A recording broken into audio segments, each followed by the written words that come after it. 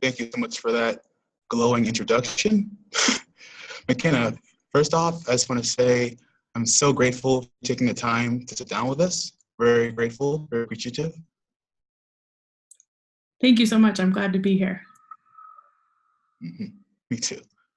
Okay.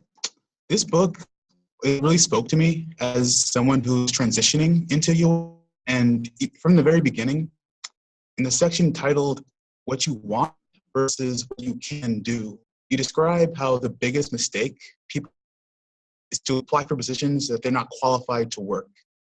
How does someone with no significant experience construct a competitive and persuasive resume in the field they're transitioning? Sure.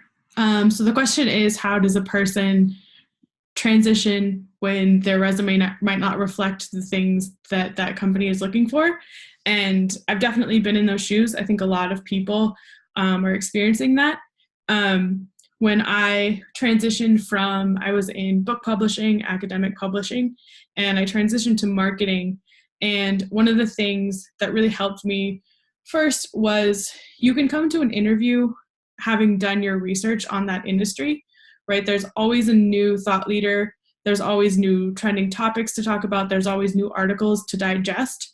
And when you're coming into an interview, you can supplement sort of what you don't have on your resume with what you've researched and thoughts that you've created around that.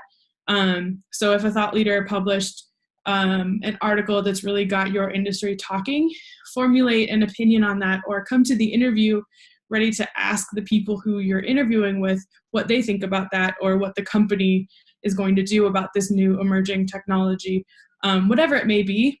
It's important to show that you're being proactive about wanting to learn about your new career. You are taking the extra steps to be thoughtful about the topics and trends in your industry. And the other thing that's really important that can help everyone is transferring those soft skills, right? Whether it's project management or working with different teams, different departments within your organization, managing other people. These are all things that transfer no matter what your industry is. And so if you feel like your resume has those holes, fill it in with the things that you've done well that are universal. I think that really helps people understand who you are and how you can approach the different problems that may come in this role. And those are things that'll stand out to people. I see.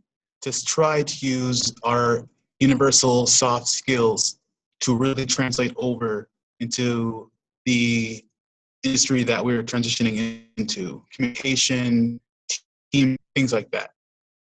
Definitely. All right, fantastic.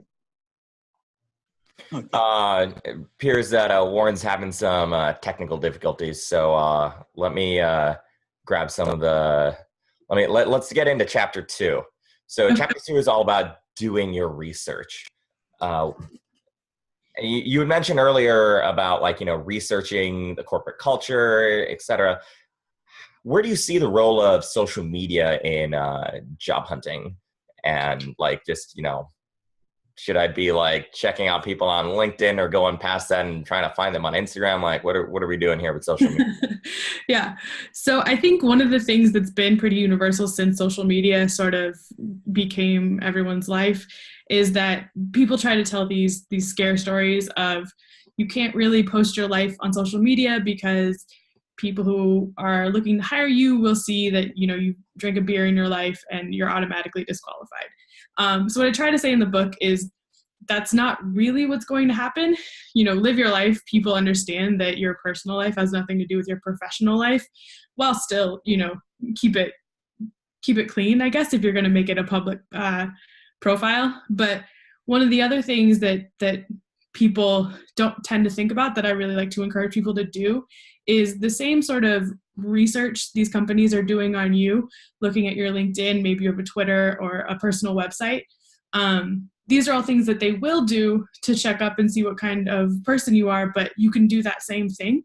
You will usually be able to ask sort of the HR person or whoever you're talking with who you'll be interviewing with, And so you can look at that person's Twitter, see what kind of articles, what kind of topics they like to talk about often.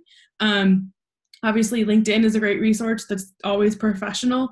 One of the things that scares people is that it'll show you, or it'll show them if you've been looking at their profile. So I like to sort of advocate for Twitter. It's a great resource, and a lot of professionals, especially like C-suite professionals, they do a lot of talking about their industry on their Twitter. So that's a great resource to figure out what kind of person you're going to be talking to, what they value, what they might be interested in, and sort of see how your philosophy, how your interests, how your work style aligns with them, to see, one, if it's a good fit for you, to see if you want to work for that company, and then also to have interesting, thoughtful questions to bring when you're actually in the interview. All right, so I'm going to be looking it up, but not trying to be too stalkery, just to get like an overall vibe and see how that matches with my own. Okay. Right. And these are things that go, I mean, obviously check out the company website, check out their blog. Those are great resources too. But if you want to get sort of an idea of the person that you're going to be talking to, social media does give you that opportunity and can be helpful to you, even if it's just to sort of squash your nerves a little bit, to make them human and not some like mysterious person that's just going to show up asking you questions. All right. So it's like sort of the difference is like, if I see them on Twitter or Instagram talking about fly fishing, I'm not just going to go like, so what's the last, how big was the last catch you brought in? Right. That's weird. And more like, I did a UX for this, fishing company's website or something, if, that in case is in my background.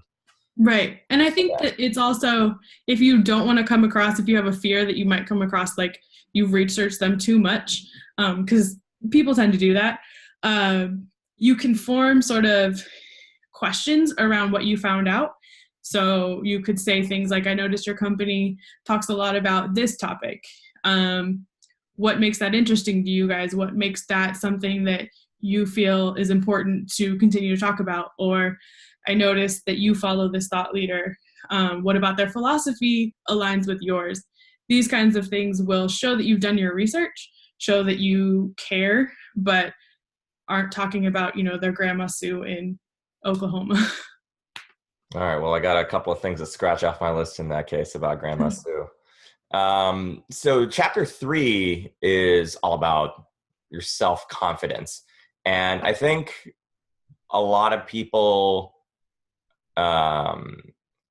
feel an imposter syndrome. And I know I did with my very first UX gig. I just felt like I've never actually done this for money before. I am literally an imposter. Right. And that's the same for people in other industries too. What do you have to say to people that are feeling that imposter syndrome pretty hard? Right. I think the first thing is we're all in that boat. I don't know anybody who doesn't sort of feel like somebody's going to figure out that I am not worth this money or something like that. I think we all sort of feel that at some point. A couple of things that I like to talk to people about when they have this sort of feeling of anxiousness going into an interview or lack of confidence. The first major thing is this interview is about you. It's about your experience, and it's about what you've done in your career. And no one is more qualified to speak to that than you are. So you are in full control of how you tell the story of your career. You're in full control of what parts you highlight and what parts that you sort of make obvious to these people. So you have more power than you might think in this interview process. The other thing is practice makes perfect, right? So when you sort of know overall what kind of questions anyone is going to ask in an interview. And the important thing is I have a worksheet in the book that gives people the opportunities to pick the certain stories that they want to tell and then write out how you want to tell it. Write out sort of a loose script of the kind of answers you want to give when these people are asking the questions, and then practice it in front of a video, practice it in front of your family and friends. You really want to see what kind of nonverbal cues you're giving whether or not your listening face is sort of confused or intense, how you look when you're trying to avoid eye contact. These are all things that we want to learn and get better at. And obviously watching a playback of how you answer questions is the most helpful, but also talking to people and letting people tell you that you're a little too fidgety when you're answering a question you're not confident about, or you say a lot more than you think. So work on that. So you have the time and you have the ability to perfect your answers and to really sort of have confidence in the stories that you're telling. And that makes it so much easier to go into an interview knowing that you're going to give the best impression that you can. Yeah, I'm definitely of the practice in front of a mirror camp, because I do not trust my family to give me insightful and actual feedback. I can already hear my mom saying, like, why are you wearing that? Right. Well, yeah, that's not going to be helpful for me. But, other people might have other experiences. So do you have any other ways that we can really, I kind of want to talk about the difference between self-confidence and overconfidence, because I think that can be a challenge for a certain subgroup of people. I don't know if you have any insight on that. I have no insight on overconfidence. In fact, if you do have that, call me. But I do think, to the point of arrogance, right? Right. And I think that turn people off. Yeah, I think that one thing that is, you can over prepare. You can give an answer that feels scripted, that feels outside of the moment, and that can work against you as much as not having an answer prepared. So I think, and I talk about this in the book, it's important to have that loose script so that you feel the confidence and sort of the main points that you want to include, but giving yourself a full script to follow will take you out of the moment, will make you look insincere, and is not something that people are looking for. So in that regard, I think to find the balance between preparing and getting control of your speaking patterns, but not making yourself look like a robot who is just answering the same way no matter what company they're interviewing with. Okay, so yeah, I guess it's important to, just not have these canned responses and just genuinely react Have a conversation. to the person. Yeah, have a conversation. There you go. So I want to actually hand it over to Crystal Yang. She is UXPLA's Director of Information Management and an intelligence researcher with a master's degree in information science. Crystal, hopefully you got some questions.